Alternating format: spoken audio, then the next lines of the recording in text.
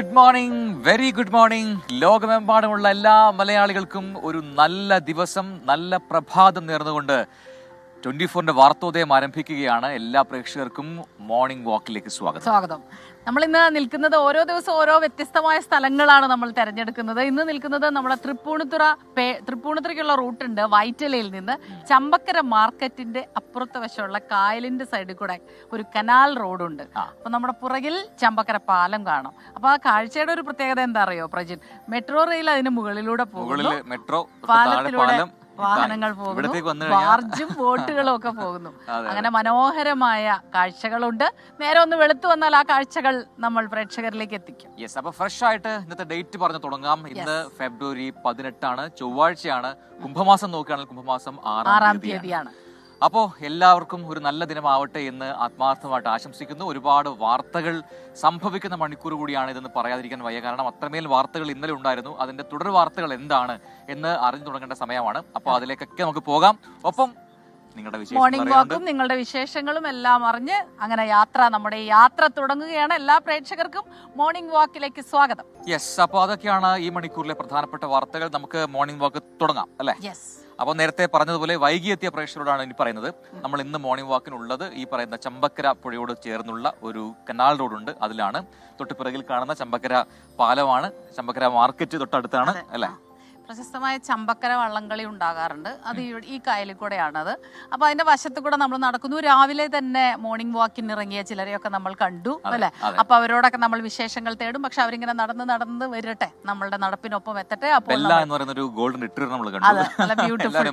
അതെ, നമ്മുടെ അടുത്ത് നല്ല സ്നേഹത്തോടു കൂടി വന്ന് നിന്നു. അവൻ 4 മണിക്ക് നടപ്പുടങ്ങുന്നാ പറയുന്നത്. അപ്പൊ പക്ഷെ ഇന്നിപ്പോ രാവിലെ തന്നെ വരുന്നത് ഒരു അപകടത്തിന്റെ വാർത്തയാണ്. അപ്പോൾ ഈ പറഞ്ഞ പോലെ പോസിറ്റീവ് വാർത്തകൾ പറയണമെന്ന് ആഗ്രഹിക്കും. പക്ഷെ വാർത്തകളാണല്ലോ. അപ്പൊ ആ വാർത്തയിലേക്ക് നമുക്കൊന്ന് പോയാലോ? കാനഡയിലെ ടൊറന്റോയിൽ ഉണ്ടായ വിമാന അപകടത്തിന്റെ വാർത്തയിലേക്കാണ് നമ്മൾ പോകുന്നത്. ലാൻഡ് ചെയ്ത ശേഷം ആ വിമാനം തലകീഴായി മറിഞ്ഞു എന്നാണ് മനസ്സിലാക്കാൻ കഴിയുന്നത്. 15 പേർക്ക് പരിക്കേറ്റിട്ടുണ്ട്. 80 പേരാണ് ആ വിമാനത്തിൽ ഉണ്ടായിരുന്നത്. മധു കൊട്ടാരക്കര ചേരുന്നുണ്ട് വിവരങ്ങളുമായി. മധു, ഗുഡ് മോർണിംഗ്, ഗുഡ് ഈവനിങ്. പക്ഷേ അത്ര നല്ല വാർത്തയല്ല പറയാനുള്ളത്. എന്തായാലും ഈ 15 പേർക്ക് പരുക്കേറ്റു എന്നുള്ള വാർത്തയാണ് വരുന്നത്. ആളപായമൊന്നും ഇതുവരെ റിപ്പോർട്ട് ചെയ്തിട്ടില്ലേ? എന്താണ് ഈ പരുക്കേറ്റവരുടെ ആരോഗ്യനില? എന്താണ് ഈ അപകടത്തിന് കാരണമായത്? Good morning Smitha, Prajin.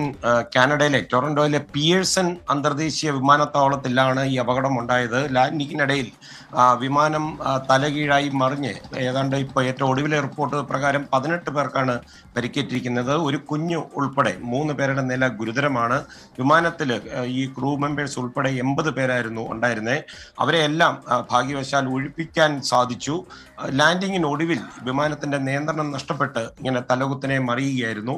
Airport മുഴുവൻ കനത്ത മഞ്ഞു മൂടിയ നിലയിലായിരുന്നു. വിമാനം ലാൻഡ് ചെയ്യുന്നതിന് തൊട്ടു മുമ്പും ഈ എയർപോർട്ടിലെ വലിയ മഞ്ഞു വീഴ്ച ഉണ്ടായിരുന്നെന്നാണ് റിപ്പോർട്ടുകൾ വരുന്നത്. ടൊറന്റോയിൽ ഇന്ന് മുഴുവൻ, ടൊറന്റോ മാത്രമല്ല ന്യൂയോർക്ക്, ന്യൂജേഴ്സിയിലെയുമെല്ലാം ശക്തമായ കാറ്റ് വീശുന്നുണ്ടായിരുന്നു. ടൊറന്റോ അന്താരാഷ്ട്ര വിമാനത്താവളത്തിൽ ഇപ്പോൾ നിലവിൽ 32 മുതൽ ഏതാണ്ട് 40 മൈൽ വേഗതയിൽ ഇപ്പോഴും കാറ്റ് വീശിക്കൊണ്ടിരിക്കുകയാണ്. US ഫെഡറൽ ഏവിയേഷൻ അഡ്മിനിസ്ട്രേഷന്റെ ഔദ്യോഗിക കുറിപ്പ് ഇത് സംബന്ധിച്ച് വന്നിട്ടുണ്ട്. പ്രാദേശിക സമയം ഉച്ചയ്ക്ക് 2:45 ടൊറന്റോ വിമാനത്താവളത്തിൽ വിമാനം ലാൻഡ് ചെയ്യുന്നതിനിടയിൽ ഡെൽറ്റ എയർലൈൻസിന്റെ ഫ്ലൈറ്റ് 4819 തലകീഴായി മറിയുകയായിരുന്നു. അമേരിക്കയിലെ മിനിസോട്ടയിൽ നിന്നുള്ള ഡെൽറ്റ വിമാനമാണ് ഈ അപകടത്തിൽപ്പെട്ടത്. അപകടത്തിന്റെ ഈ കാരണം എന്താണെന്ന് ഇതുവരെയും വ്യക്തമല്ല. ഇത് സംബന്ധിച്ചുള്ള അന്വേഷണം പ്രഖ്യാപിച്ചിട്ടുണ്ട്. മിക്ക യാത്രക്കാരും സുരക്ഷിതരാണെന്നും അതുപോലെ ഈ സാഹചര്യമൊക്കെ നിരീക്ഷിച്ചു വരികയാണെന്നും കാനഡ ഗതാഗത മന്ത്രി അനിത ആനന്ദിന്റെ കുറിപ്പും വന്നിട്ടുണ്ട്. സ്മിത, പ്രജിൻ, വാഷിംഗ്ടൺ DC നമുക്കറിയാം, റീഗൻ നാഷണൽ എയർപോർട്ടിൽ അടുക്കുന്നതിന് മുമ്പ് അമേരിക്കൻ എയർലൈൻസ് വിമാനം US ആർമി ബ്ലാക്ക് ഹോക്ക് ഹെലികോപ്റ്ററിൽ ആകാശത്ത് കൂട്ടിയിടിച്ച് 3 ആഴ്ചക്കുള്ളിലാണ് ഇപ്പോൾ മറ്റൊരു അപകടം ഉണ്ടായിരിക്കുന്നത്. പക്ഷേ ഭാഗ്യവശാൽ മരണ റിപ്പോർട്ടുകൾ ഒന്നുമില്ല. സ്മിത, പ്രജിൻ. യെസ്, ന്യൂജേഴ്സിയിൽ നിന്നും മധു കൊട്ടാരക്കരയാണ് വിശദാംശങ്ങൾ നൽകിയത്. ആർക്കും എന്താണ് പറയാ, മരണം സംഭവിച്ചിട്ടില്ല എന്നതാണ് ആശ്വാസമാകുന്നത്. അതെ, 15 പേരുണ്ട്. ഒരു കുട്ടിയടക്കം 3 പേരുടെ നില ഗുരുതരമാണ് എന്ന് പറയുന്നുണ്ട്. മറ്റ് പ്രശ്നങ്ങളൊന്നും സംഭവിക്കാതിരിക്കട്ടെ എന്ന് നമ്മൾ പ്രതീക്ഷിക്കുകയാണ് അല്ലേ? അതെ. നമുക്കിനി അടുത്തൊരു ഓർമ്മ ദിനത്തിലേക്ക് പോകാനുണ്ട്. നമ്മൾ ഇതിൽ നിൽക്കുമ്പോൾ ഇങ്ങനെ ചെറു ബോട്ടുകൾ യമഹ ഘടിപ്പിച്ച ബോട്ടുകൾ, വഞ്ചികളൊക്കെ പോകുന്നുണ്ട്. അവർ മീൻ പിടിക്കാൻ പോവാണ് രാവിലെ തന്നെ. അതെ, അതൊക്കെ നല്ല കാഴ്ചയാണ്. കുറച്ചും കൂടെ നേരം വെളുത്താൽ ഒരു പക്ഷേ ഈ നേരം വെളുക്കുന്നതിന് മുൻപേ ഇവര് ഇറങ്ങും എന്നുള്ളതാണ്. അതും ഒരു സന്തോഷമാണ്. ഏർലി മോർണിംഗ് എഴുന്നേറ്റ് നമ്മളിങ്ങനെ ഹാപ്പി ആയിട്ട് ജോലിക്കൊക്കെ ഇറങ്ങുന്നതേ. അവരുടെ ഉപജീവന മാർഗത്തിന്റെ ഒരു പങ്ക് അവരെപ്പോഴത്തേക്കും സമ്പാദിച്ചു കാണും. അതാണ്. അതെ, വെയിൽ മൂത്താ പിന്നെ ഇതൊന്നും നടക്കില്ല. അതിനു മുൻപേ കയറണം. നമ്മള് പോകുന്നത് ഇനി ഒരു ഓർമ്മ ദിനത്തിലേക്കാണ്. കഴിഞ്ഞ കുറച്ച് ദിവസങ്ങളായിട്ട് പ്രജിൻ ഈ കലാലയങ്ങളിൽ റാഗിംഗ് വാർത്തകൾ ഇപ്പോൾ കൂടുതൽ റിപ്പോർട്ട് ചെയ്യുന്നുണ്ട് അല്ലെ? അപ്പൊ അതില് വലിയ രീതിയിലുള്ള പ്രതിഷേധങ്ങളൊക്കെ നടക്കുന്ന ഒരു സമയമാണ്. ആ സമയത്ത് ഈ സമൂഹ മനസാക്ഷിയെ നടുക്കിയ ജയ സിദ്ധാർത്ഥന്റെ മരണം നമ്മൾ ഓർക്കുന്നു. മരണം നടന്നിട്ട് ഇന്നേക്ക് ഒരാണ്ട്. ഈ മരണം വിരൽ ചൂണ്ടുന്നത് വിദ്യാലയങ്ങളും കലാലയങ്ങളും ഉപേക്ഷിക്കേണ്ട അക്രമവാസനയാണ്. അത്രമാത്രം ക്രൂരമായ പീഡനത്തിന് വിധേയനായാണ് സിദ്ധാർത്ഥൻ മരണത്തിന് കീഴടങ്ങിയത്. പൂക്കോട്ട് വെറ്റിനറി കോളേജിൽ നടന്ന ക്രൂര വിചാരണയുടെ ഇരയാണ് ഈ വിദ്യാർത്ഥി. രാത്രി മുതൽ പുലരും വരെ ക്രൂര മർദ്ദനത്തിന് ഇരയാകേണ്ടി വരുന്ന അവസ്ഥ. ഈ സമയമത്രയും സഹപാഠികളുടെ നിന്ദ്യമായ വിചാരണയ്ക്ക് പാത്രമാകേണ്ടി വരുന്ന സ്ഥിതി. ഒടുവിൽ മരണത്തിന് കീഴടങ്ങേണ്ടി വന്ന സമൂഹ മനസാക്ഷിയെ ഞെട്ടിച്ച പേരാണ് സിദ്ധാർത്ഥൻ.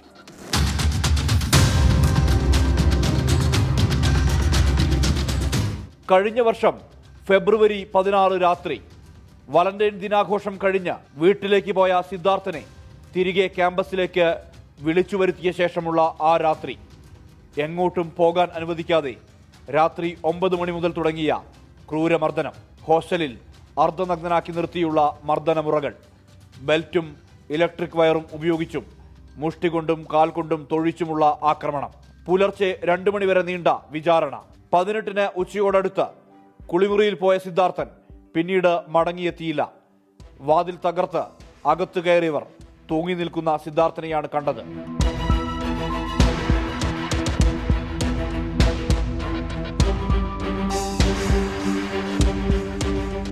ഫെബ്രുവരി 23-ന് 12 വിദ്യാർത്ഥികളെ സർവകലാശാല സസ്പെൻഡ് ചെയ്തു.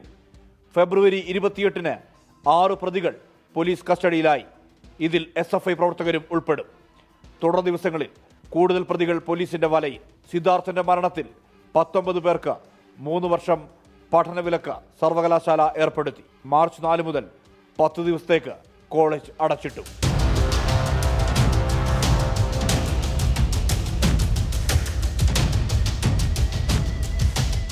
മാർച്ച് 5-ന് കോളേജ് ഡീനിനും അസിസ്റ്റന്റ് വാർഡനും സസ്പെൻഷൻ. പോലീസ് നടത്തിയ അന്വേഷണത്തിൽ സിദ്ധാർത്ഥന്റെ മരണം ആത്മഹത്യ എന്ന സ്ഥിരീകരണത്തിലേക്ക് എത്തിച്ചേർന്നു. കുടുംബത്തിന്റെ ആവശ്യം പരിഗണിച്ച് ഏപ്രിൽ 5-ന് CBI അന്വേഷണം ഏറ്റെടുത്തു. കേസിൽ കുറ്റപത്രം സമർപ്പിച്ചുവെങ്കിലും പോലീസ് കണ്ടെത്തിയതിനപ്പുറത്തേക്കൊരു കണ്ടെത്തലും CBIയിൽ നിന്നും ഉണ്ടായില്ല. സിദ്ധാർത്ഥന്റെ മരണത്തിനിപ്പുറവും നമ്മുടെ കലാലയങ്ങളും വിദ്യാലയങ്ങളും ഇത്തരം ക്രൂരതകളിൽ നിന്ന് വിമുക്തി നേടിയിട്ടില്ല എന്നുള്ളതാണ് യാഥാർത്ഥ്യം. സമീപ ദിവസങ്ങളിൽ കണ്ടത് അത്തരം കാഴ്ചകളിൽ ഒന്നാണ്. മനു ദാമോദരനൊപ്പം സുർജിത് അയ്യപ്പത്ത്, 24 വയനാട്. യെസ്, അപ്പോൾ അത് തന്നെയാണ് ഈ പറയുന്നത് പോലെ കഴിഞ്ഞ വർഷം ഈ സമയത്ത് അങ്ങനെ ഒരു ദാരുണാന്ത്യത്തിന്റെ വാർത്തയൊക്കെ പുറത്തു വന്ന് തുടങ്ങിയ സമയമാണ്. അതിൽ എടുത്തു പറയേണ്ട കാര്യം, അന്ന് ഈ വാർത്ത വന്നപ്പോൾ പറഞ്ഞതാണ്, അത് എല്ലാ സമൂഹത്തിന്റെ ഓരോ കോണുകളിൽ നിന്ന് ഉയർന്ന ഒരേ ഒരു സ്വരമാണ്, ഇതുപോലെ ഒരു സിദ്ധാർത്ഥിനി ഉണ്ടാവാൻ പാടില്ല, അങ്ങനെ ഒരു അനുഭവം ഉണ്ടാവാൻ പാടില്ല, ഒരു കുട്ടിക്കും ഉണ്ടാവാൻ പാടില്ല എന്ന് പറഞ്ഞു. ആ കുടുംബം അതുപോലെ രംഗത്ത് വന്നു. പക്ഷേ ഇതാ നമ്മൾ കൊച്ചിയിലെ മിഹിറിന്റെ കാര്യം. മിഹിർ മാത്രമല്ല, ഗവൺമെന്റ് നഴ്സിംഗ് കോളേജിൽ കോട്ടയത്ത് നടന്ന അതിക്രൂരമായ റാഗിംഗ്, കണ്ണൂരിൽ നടന്ന റാഗിംഗ് കേസുകൾ, അങ്ങനെ റാഗിംഗ് കേസുകൾ, റാഗിംഗ് എന്ന് പറയുന്നത് ഈ പറയുന്നത് പോലെ കേരളത്തിന്റെ പല ഇടങ്ങളിലായിട്ട് ഇങ്ങനെ വർദ്ധിച്ചു വരുന്ന ഒരു സാഹചര്യത്തിലാണ് ഈ ഒരാണ്ട്, സിദ്ധാർത്ഥന്റെ ഒരാണ്ട് പൂർത്തിയാവുന്നത് എന്നതാണ് അല്ലേ? അതെ, ഇനിയെങ്കിലും ഒരു കുഞ്ഞ് ഈ റാഗിങ്ങിന് ഇരയായിട്ട് ജീവൻ പൊലിയാതിരിക്കട്ടെ. അതിനുള്ള നടപടികൾ ഇപ്പോൾ നടക്കുന്ന കേസുകളിലൊക്കെ തന്നെ പ്രതിഷേധം നടക്കുന്നത് കർശന നടപടി വേണമെന്ന്. അപ്പൊ കർശനമായ നടപടികൾ തന്നെയാണ് ഇതിൽ വേണ്ടത്. വിദ്യാർത്ഥികൾ എന്ന പരിഗണന വെച്ചുകൊണ്ടുള്ള ആനുകൂല്യങ്ങൾ അത് ലഭിക്കരുതെന്ന് തന്നെയാണ്. കാരണം ഈ ജുവനൈൽ കോടതികളൊക്കെ, ജുവനൈൽ ആക്ടുകളൊക്കെ കുറച്ചും കൂടെ കാര്യക്ഷമമായിട്ടുള്ളതും ആ വകുപ്പുകൾ ചുമത്തി കൃത്യമായ രീതിയിൽ നടത്തിയെങ്കിൽ മാത്രമേ പിന്നീട് നല്ല പൗരന്മാരെ അവർക്ക് വരാൻ പാടുള്ളൂ. പിന്നെ മറ്റൊരു കാര്യം കൂടി ഉണ്ട്, ഇതിനൊരു കാലതാമസം, വല്ലാത്ത കാലതാമസമാണ് ഇങ്ങനെയുള്ള ശിക്ഷാ നടപടികൾ, നിയമ നടപടികളൊക്കെ. അതിലുള്ള കാലതാമസവും കുറയ്ക്കണം എന്നുള്ളതാണ്. കാരണം ഈ രീതിയിൽ വന്നാൽ മാത്രമേ ഇത്തരം കാര്യങ്ങൾ ഇനിയും ആവർത്തിക്കാതിരിക്കുകയുള്ളൂ. അപ്പോൾ നമ്മൾ നമുക്ക് തരാനുള്ളൊരു സന്ദേശം എന്തായാലും നമ്മൾ ഈ അവസരത്തിൽ സിദ്ധാർത്ഥനെ ഓർക്കുന്നു. അവരുടെ മാതാപിതാക്കളുടെ ദുഃഖം അത് നമുക്കറിയാം. അത് എത്ര കാലം കഴിഞ്ഞാലും അത് മാഞ്ഞു പോകില്ല. എന്നാലും അവർക്ക് കരുത്ത് പകരാൻ നമുക്ക് ഒരുമിച്ച് നിൽക്കാം, അവരെ ചേർത്ത് പിടിക്കാം. മറ്റൊരു വാർത്തയിലേക്ക് കൂടി പെട്ടെന്ന് പോവാം. ഈ തൃശ്ശൂരിലെ പോട്ട ഫെഡറൽ ബാങ്ക് കവർച്ചാ കേസുമായി ബന്ധപ്പെട്ട് നമുക്കറിയാം പ്രതി റിമാൻഡിലാണ് നിലവിൽ പ്രതിയുള്ളത്. അപ്പോൾ റിജു ആന്റണിയുടെ കസ്റ്റഡി അപേക്ഷ ഇന്ന് പരിഗണിക്കുന്നുണ്ട് കോടതി. കേസിൽ വിശദമായ അന്വേഷണം നടത്തുന്നതിനും തെളിവുകൾ ശേഖരിക്കുന്നതിനും 5 ദിവസത്തേക്ക് കസ്റ്റഡിയിൽ വേണം എന്നാണ് പോലീസ് കോടതിയിൽ ആവശ്യപ്പെടുക. സൂരജ് സജിയാണ് ചേരുന്നത് വിവരങ്ങളുമായി. സൂരജ്, ഈ കഴിഞ്ഞ ദിവസം തന്നെ പറഞ്ഞിരുന്നു, തെളിവെടുപ്പിന് കൊണ്ടുവന്നപ്പോൾ തന്നെ ചില കാര്യങ്ങളിലൊക്കെ ഒരു വ്യക്തത വരുത്തേണ്ടതുണ്ട്. ഇതെങ്ങനെ ആസൂത്രണം ചെയ്തു, തനിച്ചാണ് ചെയ്തതെന്ന് പറയുമ്പോഴും ആരുടെയെങ്കിലും സഹായം ലഭിച്ചിട്ടുണ്ടോ, ഇക്കാര്യങ്ങളിലൊക്കെ ഒരു വ്യക്തത വരുത്തേണ്ടതുണ്ട്. നിരവധി ചോദ്യങ്ങളുണ്ട് ഇതുമായി ബന്ധപ്പെട്ട്. അപ്പം അതിനെല്ലാം കസ്റ്റഡി അപേക്ഷ അല്ലേ? സ്മിത, തീർച്ചയായും ഈ കേസിൽ ഇനിയും ഏറെ തെളിവുകളും അതോടൊപ്പം തന്നെ ചുരുളുകളും അഴിയാനുണ്ട് എന്നുള്ളതാണ് പോലീസ് പറയുന്നത്. അതിന്റെ ഭാഗമായാണ് 5 ദിവസം കസ്റ്റഡിയിൽ വേണം എന്ന അപേക്ഷ ഇന്ന് കോടതിയിൽ സമർപ്പിക്കാൻ ഒരുങ്ങുന്നത്. ഇതുമായി ബന്ധപ്പെട്ടുകൊണ്ട് പോലീസ് പറയുന്നത്, ഈ റിജോ ആന്റണി ഒറ്റയ്ക്കാണോ ഈ കുറ്റകൃത്യം ചെയ്ത് എന്ന സംബന്ധിച്ച് ഉൾപ്പെടെ വിശദമായ അന്വേഷണം നടത്തേണ്ടതുണ്ട്. പുറത്തുനിന്ന് ആരെങ്കിലും സഹായിച്ചിട്ടുണ്ടോ എന്ന സാധ്യതകളും പോലീസ് തള്ളുന്നില്ല. പക്ഷേ ഈ ഘട്ടത്തിൽ പ്രതി ഒറ്റയ്ക്കാണ് കുറ്റം ചെയ്തത് എന്നുള്ളതാണ് നിഗമനം. അതോടൊപ്പം തന്നെ ചില തെളിവുകളടക്കം കണ്ടെടുക്കേണ്ടതുണ്ട്. കാരണം ഈ റിജോ ഈ കുറ്റകൃത്യത്തിന് ശേഷം പോയ സ്ഥലങ്ങൾ, അതോടൊപ്പം തന്നെ ഈ കുറ്റകൃത്യം ആസൂത്രണം ചെയ്ത സമയത്ത് സഞ്ചരിച്ച ഇടങ്ങൾ, ഇതെല്ലാം തന്നെ പരിശോധിക്കേണ്ടതുണ്ട് എന്നുള്ളതാണ് പോലീസ് പറയുന്നത്. ഇപ്പോൾ ഈ എഫ്ഐആർ രജിസ്റ്റർ ചെയ്തിരിക്കുന്ന കേസിൽ 13 വർഷം വരെ ശിക്ഷ ലഭിക്കാവുന്ന കുറ്റകൃത്യങ്ങളാണ്, ഈ വകുപ്പുകളാണ് ഇതിനകത്ത് ചുമത്തിയിരിക്കുന്നത്. നിലവിൽ കോടതി 14 ദിവസത്തേക്ക് റിമാൻഡ് ചെയ്ത റിജോ ആന്റണി തൃശൂർ വിയ്യൂർ ജയിലിൽ കഴിയുകയാണ്. എന്തായാലും കസ്റ്റഡി അപേക്ഷ ഇന്ന് കോടതിയിൽ സമർപ്പിക്കും. കോടതി ഇന്ന് അത് പരിഗണിക്കുമോ എന്നതാണ് പോലീസും കാത്തിരിക്കുന്നത്. സൂരജ് സജിയാണ് വിശദാംശങ്ങൾ നൽകിയത്. റിജോ ആന്റണിക്ക് സഹായം കിട്ടിയിട്ടുണ്ടോ എന്ന് വെച്ചാൽ ഒരുപക്ഷെ ഈ പറയുന്ന നമ്പർ പ്ലേറ്റ് ഉണ്ടാക്കിയിട്ടുണ്ട്, അതൊക്കെ ഉണ്ട്. പക്ഷെ അത് തെറ്റിദ്ധരിപ്പിച്ചിട്ടായിരിക്കാം, ഇത് തന്റെ പേഴ്സണൽ ആവശ്യം എന്ന് പറഞ്ഞൊക്കെ ആയിരിക്കാം. കൊള്ളയടിക്കാൻ പോവുക എന്ന് പറഞ്ഞ ചാൻസ് കുറവാണ്. പക്ഷെ അത് അന്വേഷിക്കട്ടെ. എന്തായാലും മറ്റ് ആ രീതിയിലുള്ള മറ്റെന്തെങ്കിലും സഹായങ്ങൾ കിട്ടിയിട്ടുണ്ടോ എന്ന് പോലീസ്. തനിച്ചിങ്ങനെ ഒരാൾക്ക് ചെയ്യാൻ കഴിയുമോ, അതും പട്ടാ പകലാണെന്ന് ആലോചിക്കണം.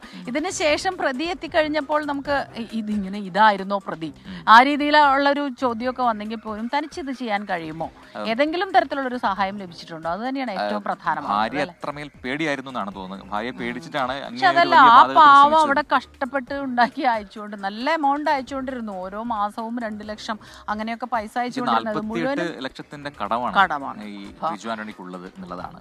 അത് പക്ഷെ ഞാൻ കണ്ട ഒരു കാര്യം പ്രജിൻ, പലര് സമൂഹ മാധ്യമങ്ങളിലൊക്കെ തന്നെ അങ്ങനെ പറഞ്ഞിട്ട് ഈ ഭാര്യയെ പേടിയായിരുന്നു എന്ന് പറഞ്ഞിട്ട് ഒരു നെഗറ്റീവ് ഇത് ഭാര്യയ്ക്ക് കൊടുക്കുന്നതായി കണ്ടു. അതൊരിക്കലും ചെയ്യാൻ പാടില്ല. കാരണം ഇത്ര വലിയൊരു കൊള്ള നടത്തിയിട്ട് ആ പ്രതി അതെന്തിനു ചെയ്തു, ഇതെങ്ങനെ ചെയ്തു, ആരെങ്കിലും സഹായിച്ചോ, അത്തരം ചോദ്യങ്ങളാണ് യഥാർത്ഥത്തിൽ ഉയരേണ്ടത്. അത് ഒരിക്കലും ന്യായീകരിക്കപ്പെടേണ്ടതല്ല. കൊള്ള തന്നെയാണ്.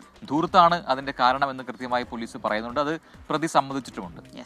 അപ്പൊ എന്തായാലും ഒരു ചെറിയ ഇടവേള നമുക്ക് വേണം. കൂടുതൽ ഒരുപാട് സന്ദേശങ്ങൾ വരുന്നുണ്ട്. ഗുഡ് മോർണിംഗ് പ്രജിൻ, ക്രിസ്റ്റിന എവിടെ? ആ ഷാനിബിന്റെ സ്ഥിരം കമന്റ് ഉണ്ട്, അത് വായിക്കുന്നു. ഷാനിബ് ഇന്ന് ജിമ്മിൽ പോയി എന്ന് പറയുന്നു. അപ്പൊ നല്ല കാര്യമാണ്, എല്ലാ ദിവസവും ജിമ്മിൽ നല്ല കാര്യമാണ്. സമീർ ബിൻ കരീമിന്റെ ജിമ്മിലാണ്, അതായത് സമീർ ബിൻ കരീം പോകുന്ന ജിമ്മിലാണ് ഷാനിബും പോകുന്നത്. അതൊക്കെ നല്ല കാര്യമാണ്. ഒരുപാട് ജയൻ നായരുടെ മെസ്സേജ് ഉണ്ട്. അങ്ങനെ ഒരുപാട് സന്ദേശങ്ങളുണ്ട്. നമ്മുടെ ചമ്പക്കരക്കടുത്തുള്ള കനാൽ റോഡിലാണ് നമ്മൾ മോർണിംഗ് വാക്കിനായി എത്തിയിട്ടുള്ളത്. നടന്ന് നീങ്ങുന്നു അല്ലേ? നടന്ന് നീങ്ങിക്കൊണ്ടിരിക്കുകയാണ്. നല്ല ഒഴുക്കുണ്ട്. ഈ പായലുണ്ടല്ലോ പലയിടത്തും, അപ്പൊ പായൽ ഇങ്ങനെ ഒഴുകി പോകുന്നത് കാണാൻ നല്ല രസമുണ്ട്. പക്ഷെ പായല് ചില പ്രശ്നങ്ങളൊക്കെ ഉണ്ടാക്കും, അത് നമുക്ക് അറിയാം. എങ്കിലും ഇതിങ്ങനെ ഒഴുകി പോകുമ്പോ കുഴപ്പമില്ല. ഏറ്റവും വലിയൊരു ശാപമാണ് ഈ പോള. ഇങ്ങനെ പല സ്ഥലങ്ങളിൽ അടിഞ്ഞുകൂടുന്നത് മീൻപിടുത്തക്കാരെ ബാധിക്കുന്നുണ്ട്. മീനുകൾക്കും ബുദ്ധിമുട്ടാണ്. നമുക്ക് ഒരുപാട് സന്ദേശങ്ങൾ വരുന്നുണ്ട്. സുരേന്ദ്രകുമാർ PM ചോദിക്കുന്നു, സ്മിത പ്രജിൻ ഞാനിപ്പോ വന്നതേ ഉള്ളൂ, ക്ലാസ്സിൽ കയറിക്കോട്ടെ? തീർച്ചയായിട്ടും കയറിക്കോ. ഗുഡ് മോർണിംഗ് സ്മിത പ്രജിൻ എന്ന് പറയുന്നു. സുപ്രഭാതം, ഗുഡ് മോർണിംഗ്. ഒരുപാട് പേരുണ്ട് കേട്ടോ. Rajalakshmi TS, Lathika KV, Muneer vlogs, Sameesha, Sangeetha Bineesh, അങ്ങനെ ഒരുപാട് പേര്. എല്ലാവർക്കും തിരികെയും അങ്ങോട്ട് നല്ലൊരു ദിനം ആശംസിക്കുകയാണ്. സുപ്രഭാതം. സുപ്രാവട്ടെ. അപ്പൊ അടുത്ത വാർത്തയിലേക്ക് പോകാം. സംസ്ഥാന സമ്മേളനത്തിൽ അവതരിപ്പിക്കേണ്ട രാഷ്ട്രീയ സംഘടനാ റിപ്പോർട്ടിന്റെ കരടിന് അന്തിമ രൂപം നൽകാൻ CPM സംസ്ഥാന സെക്രട്ടേറിയറ്റ് ഇന്ന് ചേരുന്നുണ്ട്. എറണാകുളം സംസ്ഥാന സമ്മേളനത്തിന് ശേഷമുള്ള രാഷ്ട്രീയ സംഘടനാ പ്രവർത്തനങ്ങൾ വിമർശനപരമായി വിലയിരുത്തുന്ന റിപ്പോർട്ടാണ് തയ്യാറാക്കുക. വ്യാഴാഴ്ച ചേരുന്ന സംസ്ഥാന സമിതി കരട് റിപ്പോർട്ടിന് അംഗീകാരം നൽകും. നാളെ നടക്കുന്ന ഇടതുമുന്നണി യോഗത്തിൽ സ്വീകരിക്കേണ്ട പൊതുനിലപാടുകളും സംസ്ഥാന സെക്രട്ടേറിയറ്റ് ചർച്ച ചെയ്യും. അപ്പൊ അതാണ് CPM-ന്റെ ഭാഗത്തു നിന്നുള്ള ഒരു പുതിയ വാർത്തയെങ്കിൽ, പുതിയ വാർത്തയല്ല, അതൊരു അപ്ഡേറ്റ് എങ്കിൽ, ഇനി കോൺഗ്രസിന്റെ ഭാഗത്തേക്ക് വന്നു കഴിഞ്ഞാൽ ഒരു പഴയ വാർത്ത പുതിയ വാർത്തയാണ് അല്ലെ, ഇങ്ങനെ ഓരോ ദിവസവും. അതെ, കഴിഞ്ഞ കുറച്ച് ദിവസങ്ങളായ ഒരു വിവാദത്തിന് പിന്നാലെയാണ് സംസ്ഥാന കോൺഗ്രസ്. സംസ്ഥാന കോൺഗ്രസ് മാത്രമല്ല, അത് ഹൈക്കമാൻഡിനും തലവേദനയാവുന്നുണ്ട്. പറഞ്ഞു വരുന്നത് ശശി തരൂരിന്റെ ഇന്ത്യൻ എക്സ്പ്രസിലെ ആ ലേഖനത്തെ കുറിച്ചാണ്. എന്താണ് അതിൽ ഇനിയുള്ള മുന്നോട്ട് പോക്ക് എന്ന് നോക്കാം അല്ലെ. ഈ ലേഖന വിവാദവും തുടർന്നുള്ള സംഭവ വികാസങ്ങളും എല്ലാം ഹൈക്കമാൻഡ് തീരുമാനിക്കട്ടെ ഇനിയെല്ലാം എന്ന നിലപാടിലാണ് സംസ്ഥാന കോൺഗ്രസ് നേതൃത്വം. CPM-നെ നരഭോജി എന്ന് ഉപമിച്ച ഫേസ്ബുക്ക് പോസ്റ്റ് പിൻവലിച്ച നടപടി തെറ്റായ വ്യാഖ്യാനങ്ങൾക്കിടവരുത്തും എന്നാണ് കോൺഗ്രസ് നേതൃത്വത്തിന്റെ വിലയിരുത്തൽ. ലേഖന വിഷയത്തിൽ KPCC അധ്യക്ഷൻ സംസാരിച്ചതിന് ശേഷം വീണ്ടും വിവാദങ്ങൾ സൃഷ്ടിക്കുന്ന ഡോക്ടർ ശശി തരൂരിന്റെ രീതി അംഗീകരിക്കാൻ കഴിയില്ല എന്ന അഭിപ്രായവും നേതാക്കൾക്കുണ്ട്. പാർട്ടിയെ വെട്ടിലാക്കിയെന്നാണ് പറയുന്നത്. കോൺഗ്രസ് നേതൃത്വത്തിന് അപ്രതീക്ഷിതമായി കിട്ടിയ അടിയായിരുന്നു വ്യവസായ വകുപ്പിനെ പുകഴ്ത്തിയുള്ള ശശി തരൂരിന്റെ ലേഖനം. ആ പൊല്ലാപ്പ് പരിഹരിക്കാൻ നെട്ടോട്ടമോടുമ്പോഴാണ് ഡോക്ടർ ശശി തരൂരിന്റെ അടുത്ത സ്ട്രൈക്ക്. CPIM-നെ നരഭോജിയായി വിശേഷിപ്പിക്കുന്ന KPCC തയ്യാറാക്കിയ പോസ്റ്റർ ഷെയർ ചെയ്ത ശേഷം തരൂർ പിൻവലിച്ചത് ആദ്യ നേതാക്കളെ അമ്പരിപ്പിച്ചു. ലേഖന വിഷയത്തിൽ പാർട്ടി നിലപാടിനൊപ്പം നിൽക്കണമെന്ന് KPCC അധ്യക്ഷൻ K. സുധാകരൻ ഫോണിൽ വിളിച്ച് ആവശ്യപ്പെട്ടതിന് ശേഷമായിരുന്നു തരൂരിന്റെ അപ്രതീക്ഷിത നീക്കം. ഇതോടെ തരൂർ അനാവശ്യമായ വിവാദങ്ങൾ സൃഷ്ടിക്കുകയാണെന്ന വിലയിരുത്തലേക്ക് പ്രധാനപ്പെട്ട നേതാക്കൾ മാറി. അതിനാൽ ഇനി ശശി തരൂരുമായി സമവായ ചർച്ചകൾക്ക് പ്രസക്തിയില്ലെന്നാണ് ഒരു വിഭാഗത്തിന്റെ നിലപാട്. ഹൈക്കമാൻഡ് തന്നെ കാര്യങ്ങൾ തീരുമാനിക്കട്ടെ എന്നാണ് ഇവരുടെ വാദം. പ്രവർത്തകരുടെ വികാരത്തെ പോലും മാനിക്കാത്ത രീതി തരൂർ സ്വീകരിച്ചുവെന്ന പരാതിയും ഒരു വിഭാഗം ഉയർത്തുന്നുണ്ട്. CPM-നെ രാഷ്ട്രീയമായി പ്രതിരോധിക്കുന്നതിനൊപ്പം സ്വന്തം പാർട്ടിയുടെ പ്രവർത്തക സമിതി അംഗത്തിനും മറുപടി നൽകേണ്ടി വരുന്നത് നേതൃത്വത്തെ വെട്ടിലാക്കുന്നുണ്ട്. തരൂരിനെതിരെ പ്രവർത്തകരുടെ ഭാഗത്തുനിന്ന് പ്രതിഷേധമുണ്ടായാലും തൽക്കാലം നേതൃത്വം മൗനം പാലിച്ചേക്കും. തരൂരിന്റെ ഓഫീസിന് മുന്നിൽ KSU പ്രവർത്തകർ പോസ്റ്റർ പതിച്ചതും ചില നേതാക്കളുടെ അറിവോടെയെന്നാണ് സൂചന. ലേഖന വിവാദം ആയുധമാക്കിയതുപോലെ നരഭോജി പരാമർശം പിൻവലിച്ച തരൂരിന്റെ നടപടിയും CPM രാഷ്ട്രീയമായി ഉപയോഗപ്പെടുത്തുമെന്നും നേതാക്കൾക്ക് ആശങ്കയുണ്ട്. 24 തിരുവനന്തപുരം. അപ്പോൾ അതാണ് കോൺഗ്രസിൽ അത് എത്രമാത്രം വലിയ പ്രതിസന്ധി ഉണ്ടാക്കിയിട്ടുണ്ട്, പ്രശ്നം ഉണ്ടാക്കിയിട്ടുണ്ട് എന്നത് കഴിഞ്ഞ ദിവസങ്ങളിലൊക്കെ വന്ന പ്രതികരണം സൂചിപ്പിച്ചതാണ്.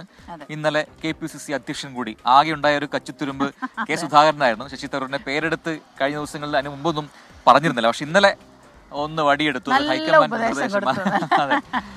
ഹൈക്കമാൻഡ് നിർദ്ദേശം വന്നിട്ടുണ്ട് എന്നാണ് പറയുന്നത്. പക്ഷെ അതല്ല, ഇന്നലെ ഈ കൃപേഷ് ശരത്ലാലിന്റെ ഓർമ്മദിനമാണ്. അന്ന് തന്നെ ഒരു ഫേസ്ബുക്ക് പോസ്റ്റ് ഇടുന്നു തരൂരും. പക്ഷെ പിന്നീട് ആ പോസ്റ്റിൽ ഒരു ചെറിയ മാറ്റം വരുത്തുന്നു. CPM-നെ നരഭോജി എന്ന് വിളിച്ച് അതൊന്ന് മാറ്റുന്നു. അപ്പൊ അതൊക്കെ വലിയ വിമർശനങ്ങൾക്ക് ഇടയാക്കിയിട്ടുണ്ട്. വിവാദം ഇങ്ങനെ ചൂടുപിടിക്കുകയാണ്. തീർച്ചയായിട്ടും സംസ്ഥാന കോൺഗ്രസിൽ ഇത് വലിയ കോളിളക്കം തന്നെയാണ് ഉണ്ടാക്കിയിട്ടുള്ളത്. അപ്പൊ അത് ഏത് രീതിയിലാകും ഇനി ഇന്നൊക്കെ ഞാൻ പറയായിരുന്നു. ഇന്നലെ ഓരോ കാര്യത്തിലും കൃത്യമായിട്ട് നമ്മൾ മാധ്യമപ്രവർത്തകർ ചോദിച്ചാൽ വ്യക്തമായ അഭിപ്രായം പറയും ഡോക്ടർ ശശി തരൂർ. അപ്പൊ ഇന്നലെ ഈ പോസ്റ്റ് ഇടുന്നു, അതിനുശേഷം ആ പ്രയോഗം പിൻവലിക്കുന്നു. അപ്പൊ അതിൽ ഇതൊരു ചോദ്യം ഉണ്ടായാൽ അദ്ദേഹം എങ്ങനെ പ്രതികരിക്കും എന്നുള്ളതും ഒരു മറുവശമുണ്ട്. എന്തിനാണ് തരൂർ ഇതൊക്കെ ചെയ്യുന്നത്? ഇതൊന്നും അറിയാത്ത ആളല്ലല്ലോ. അപ്പോ ഈ ഹൈക്കമാൻഡിനോട് ചില കാര്യങ്ങൾ തരൂരിനും സൂചിപ്പിക്കാനുണ്ട്. അത് ഈ സംസ്ഥാന കോൺഗ്രസ് നേതൃത്വത്തെ കുറിച്ചാണ്. അപ്പോൾ ചില പരാതികൾ അത് അദ്ദേഹത്തിനുണ്ട്. അത് എന്താണ്, അത് അവരുടെ മുന്നിലേക്ക് കൊണ്ടുവരാനുള്ള ഒരു വഴിയായിട്ടും ഒരു ചർച്ചയ്ക്കൊക്കെ ഒരു വഴി തുറക്കുക എന്നുള്ള രീതിയിലുമാകാം. എന്തായാലും ആ രീതിയിലുള്ള ചർച്ചകൾ നടക്കുകയാണെങ്കിൽ അത് നല്ല കാര്യമാണ്. അദ്ദേഹത്തെ അവഗണിക്കുന്നു എന്നുള്ളൊരു അഭിപ്രായം പൊതുവെ ഈ ഡോക്ടർ ശശി തരൂരിന്റെ വശം പറയുന്ന കോൺഗ്രസിലുള്ള ചില ആളുകൾക്കെങ്കിലും ഉണ്ടാകും. അപ്പൊ ആ രീതിയിൽ ചർച്ചകൾ നടക്കട്ടെ. നേരത്തെ നമ്മൾ റാഗിങ്ങുമായിട്ട് ബന്ധപ്പെട്ട വാർത്ത പറഞ്ഞല്ലോ. അപ്പോൾ റഷീദ A പറയുന്നു, എല്ലാ മക്കളും ചിന്തിക്കേണ്ടത് നിങ്ങൾ നിങ്ങളുടെ മാത്രമല്ല, നിങ്ങളുടെ മാതാപിതാക്കൾ, സഹോദരങ്ങൾ, ഇവരുടെ ജീവിതം കൂടിയാണ് ഇല്ലാതാക്കുന്നത്. എല്ലാ മക്കളും നല്ലത് മാത്രം ചിന്തിക്കുക. അതൊരു സത്യമായിട്ടുള്ള, ഞാൻ ആലോചിക്കാറുണ്ട് പ്രജിൻ. ഇപ്പോൾ ഒരു വിദ്യാർത്ഥി റാഗിങ്ങിൽ പെടുന്നു, പ്രതിയാകുന്നു. റാഗ് ചെയ്തു എന്നുള്ളതല്ല, പ്രതിയാകുന്നു.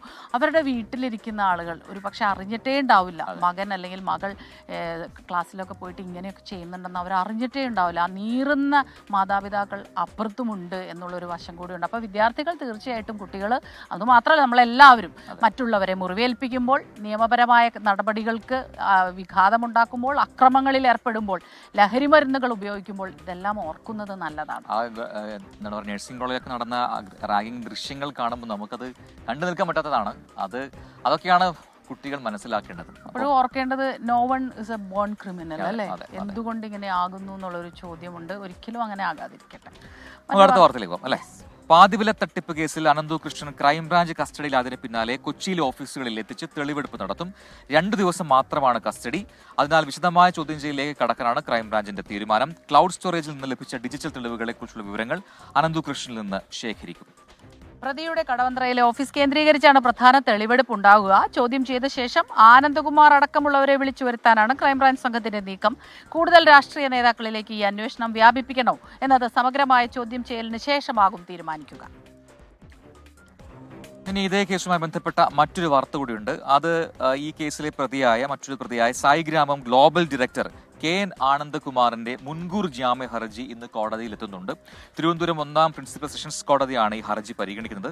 പദ്ധതിയുടെ മുഴുവൻ ഉത്തരവാദിത്വവും 1ാം പ്രതിയായ അനന്തു കൃഷ്ണനാണ് എന്നാണ് ഈ ജാമ്യാപേക്ഷയിൽ ആനന്ദകുമാർ പറയുന്നത്.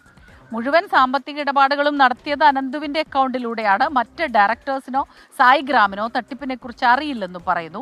Kannur seed society secretary Pallikkunnu Edacheri A. Mohanan നൽകിയ പരാതിയിലെടുത്ത കേസിലാണ് ആനന്ദകുമാർ ജാമ്യാപേക്ഷയുമായി കോടതിയെ സമീപിച്ചത്. 7 പേരെ പ്രതികളാക്കിയെടുത്ത കേസിൽ ആനന്ദകുമാർ 2ാം പ്രതിയാണ്.